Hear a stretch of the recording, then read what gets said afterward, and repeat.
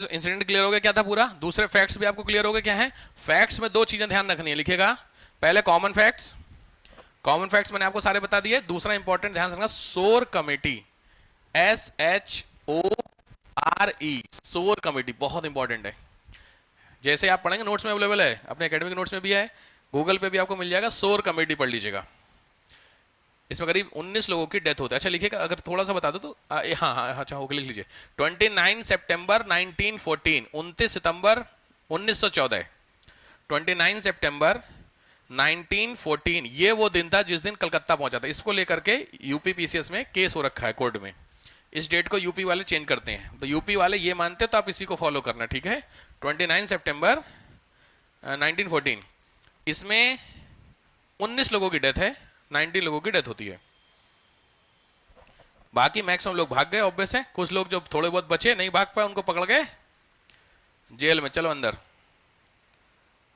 ठीक है। तो पॉइंट यहां पे समझ में आया। तो अगर आपसे हम लोग पॉइंट क्या है कि कामा काटा, अच्छा इस पूरे इवेंट का हिस्ट्री में कोई इंपॉर्टेंस है, इस पूरी घटना में हिस्ट्री में अगर आपसे कोई रोल पूछे तो कोई रोल नहीं, हिस्ट्री में क्या रोल है, इसका एक इवेंट है। बट पॉइंट यहां पे आया कि अंग्रेजों के अगेंस्ट में अगर आप एविडेंस खोजोगे तो उसमें एक एविडेंस है, ये ब्रिटिश पॉलिसी का अगेंस्ट का एविडेंस है कि नहीं साहब, हमें नहीं आने दिया, हमें अपने देश में आने से रोका जा रहा है कलकत्ता वाला। तो सीधी बात है, आप ब्रिटिश पॉलिसी के अगेंस्ट में एक पॉइंट हो जाएगा कि नहीं हो जाएगा, ये उस पॉइंट में लिखा जाता है। इंपॉर्टेंस इसकी क्या थी, क्या इंपॉर्टेंस है, कुछ नहीं, हिस्ट्री में आजादी के लिए इस पूरे पॉइंट का बताइए कुछ खास बात जिसने आजादी के लिए काम किया है।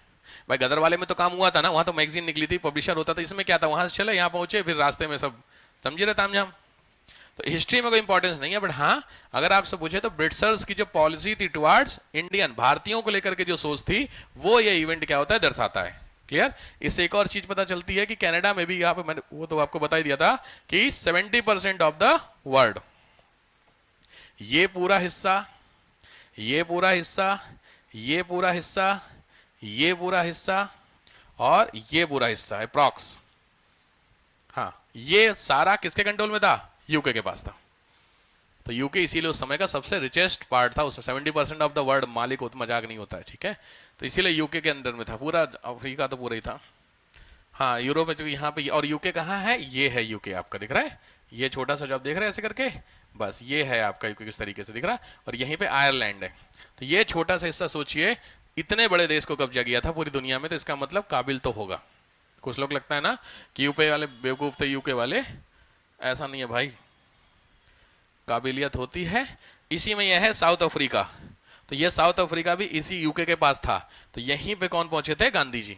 उनको कोई मतलब नहीं था जाने का, उनके पिताजी ने बोला था कि जाओ, तो गांधी जी बेचारे गए कुछ काम करने, बट वहां पे ठीक हुआ, हिसाब किताब समझने में काफी आसानी हो गई।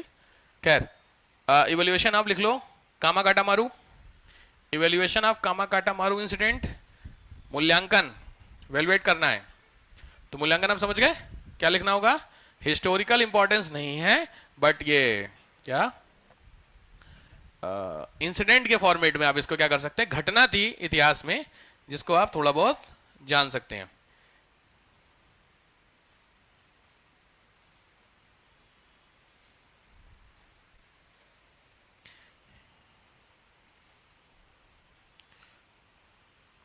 लास्ट पॉइंट लिख लीजिए, revolutionary activity in first world war, प्रथम विश्व युद्ध में होने वाली क्रांतिकारी घटनाएं। Revolutionary activity in first world war, प्रथम विश्व युद्ध में होने वाली क्रांतिकारी घटनाएं। फर्स्ट वर्ल्ड वॉर जानते हैं कब से कब तक था, हाँ 1942 18, बिल्कुल सही बात है, 1914 से 1919 मोटा मोटी। ये वो इंसिडेंट था जो दुनिया में लड़ा जा रहा था विश्व युद्ध के नाम से, जिसके दो पार्ट थे, दो पार्ट थे, जिसमें से एक हिस्सा यहां पे आप देख रहे हैं, यूके वाला पोर्शन है, यूके फ्रांस वाला पोर्शन था, दूसरा इटली जर्मनी वाला पोर्शन था। मतलब ये जो आप देख रहे हैं यूरोप, जो लड़ाई हुई है वर्ल्ड वॉर की, वो कहां पे लड़ी गई है, यहीं पे, दोनों, पहला दूसरा और तीसरा यहां लड़ा जा रहा है। जो अभी माहौल चल रहा है जिस हिसाब से, आज तो चाइनीज के साथ बड़ा अच्छा इवेंट हुआ, देखा होगा आपने, चाइना वालों ने क्या कर लिया, कुछ हुआ ना एलएसी को लेकर के, बड़ा अच्छा अचीवमेंट है। मैं देखिए, ये होती है डिप्लोमेसी, राष्ट्र भाई, सीधी बात है। अब पचे ना पचे किसी को, किसको नहीं पचेगा, आप समझ रहे हैं, अपोजिशन वालों का माहौल बनेगा। उन्होंने क्या बोला, हमें ड्राफ्ट दिखाओ, ड्राफ्ट। गधों की कमी नहीं है, चाइनीज गवर्नमेंट बोल रही है कि एलएसी से हम पीछे हट रहे हैं। ये चीज पता है क्या है ना कहानी, ये जो एलएसी है, इस एलएसी में चाइना की जो आर्मी है वो और भारतीय आर्मी, ये आर्मी यहां पर पहुंची हुई है। एलएसी के इसको बोलते हैं LAC, line of actual control, LAC, Bharat और चाइना बॉर्डर पे। तो इसको लेकर के रोज इंडिया बोल रहा था कि कभी बार ये अंदर आ जाते, कभी हम उधर चले जाते, दोनों के बीच में झगड़े हो रहे थे। तो आज ये जो हुआ है, इसमें LAC से 18 किलोमीटर इधर और 18 किलोमीटर इधर दोनों आर्मी पीछे जाएगी। बढ़िया बात होगी। इसका मतलब क्या होगा कि ये जो 18 किलोमीटर का एरिया है ये नो मैंस लैंड कहलाएगा, मतलब ये शांत क्षेत्र हो जाएगा। 18 किलोमीटर मैटर करता है, तो 18 पीछे हम जाएंगे और पीछे हम जाएंगे। इसका मतलब टूथ, ये डील हुई थी 2012 में, 2012 के सिचुएशन पे हम वापस पहुंच गए हैं। तो एक तरीके से हमारी डिप्लोमेसी जीत गई, क्योंकि चाइना वाले रोज स्पीच लेकर के वो हो नहीं, और राहुल गांधी बोले थे कि चाइना ने हमें कब्जा कर रखा है। अब चाइना की गवर्नमेंट ने ऑफिशियली एक्सेप्ट किया कि हम पीछे जा रहे हैं, कोई दिक्कत नहीं है, झगड़ा मत करो। क्योंकि अल्टीमेटली देखो, प्रेजेंट सिनेरियो ऐसा है कि आप ना भारत से लड़ नहीं सकते हो, आप चाहे जितना जल लो इंडिया से, लेकिन इंडिया से लड़ नहीं सकते हो। क्योंकि इंडिया में सीधी बात है, अब है जो इंडिया का एडमिनिस्ट्रेशन है वो वास्तव में थोड़ा सा है, समझ रहे हैं, इसको रियलिटी में एक्सेप्ट, समस्या ये है अपोजिशन नहीं करेगा, लेकिन इस समय के माहौल में है। और खास करके जयशंकर साहब, जो हमारी कूटनीति है ना, बड़ी खतरनाक कूटनीति है, डिप्लोमेसी। अभी सोचे कहाँ गए मोदी जी, कहाँ आज गए ना, आज ही पहुंच गए, ले यार ले, पता ही नहीं दुनियादारी, हमें क्या पता सर। घूमने की बात छोड़ के बात करो, हम इंदिरापुरम में ही घूम रहे। अरे बड़ी समस्या है यार, हद हो गई, रोज ही जाते सर, क्या याद रखें। कल थे, आज गए हैं रशिया, ब्रिक्स समिट, ब्रिक्स सुने हो, तो ब्रिक्स समिट में पार्टिसिपेट करने के लिए गए हैं, BRICS, पहुंच गए यार वो रशिया, ठीक है। तो सोचिए जैसे पहुंचे वैसे, क्योंकि वहां ब्रिक्स समिट में कौन मिलेंगे, चाइनीज प्रेसिडेंट, और चाइनीज प्रेसिडेंट जो है वो डायलॉग के लिए बोल रहे थे, मतलब दोनों लोग मिलने के लिए, कंडीशन भारत ने बोल दी थी। सोचिए कितना प्रेशर होगा चाइना के ऊपर कि वो इसको लेकर के पीछे हट गया।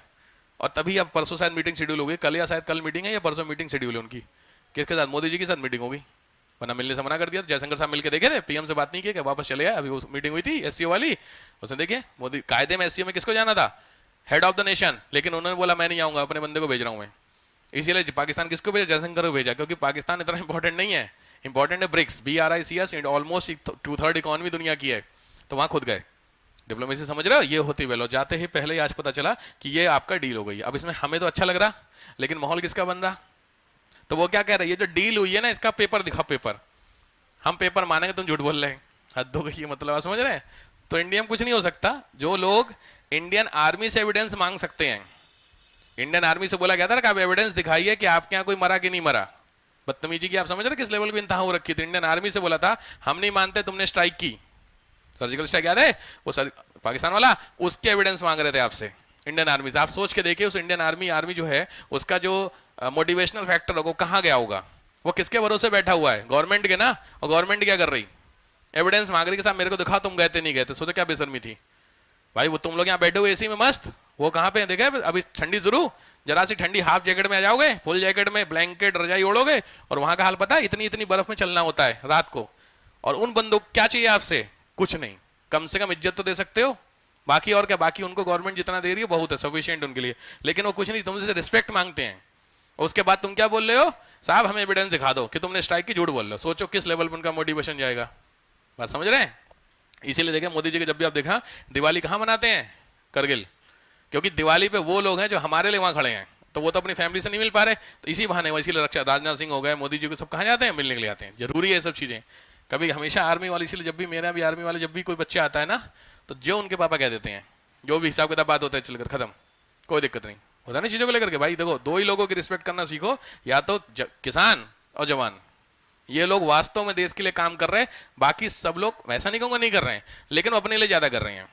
ये जो लोग हैं, किसान अभी कमाना वो करने बंद कर दे, खेती करना, खाओ, 1 2 20 40 50 करोड़ तुम्हारे अकाउंट में है, और चावल नहीं है मार्केट में, रोटी नहीं है, क्या करोगे, नोट तो नहीं खाओगे ना, ये दिक्कत है। और आर्मी वालों को तो भाई मैं क्या कहूँ, ठीक है। खैर, तो ये हमारी डिप्लोमेटिक जीत हुई है आज, बहुत बेहतर इसको दिखा रहे, मैं भी मीडिया पे दिखा रहा होगा, शायद दिखा रहे चैनल पे कि नहीं दिखा रहे हैं। दिखा रहे? तो बेहतर है ये। खैर क्या टॉपिक क्या था? Revolutionary activity. दो हैं, एक लिख लो 1915 का, 1915 का एक है, उसका नाम लिख लो ना जिम्मरमैन प्लान, ZIMMER, जिम्मरमैन प्लान, फर्स्ट 1915। और दूसरा है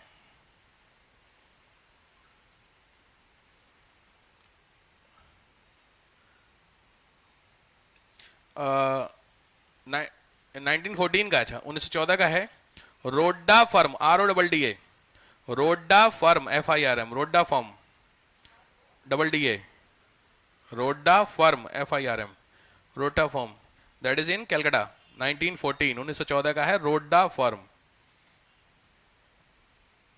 डन। चलिए आज के लिए ऑलमोस्ट पोर्शन आपका खत्म। नेक्स्ट टॉपिक लिख लीजिएगा।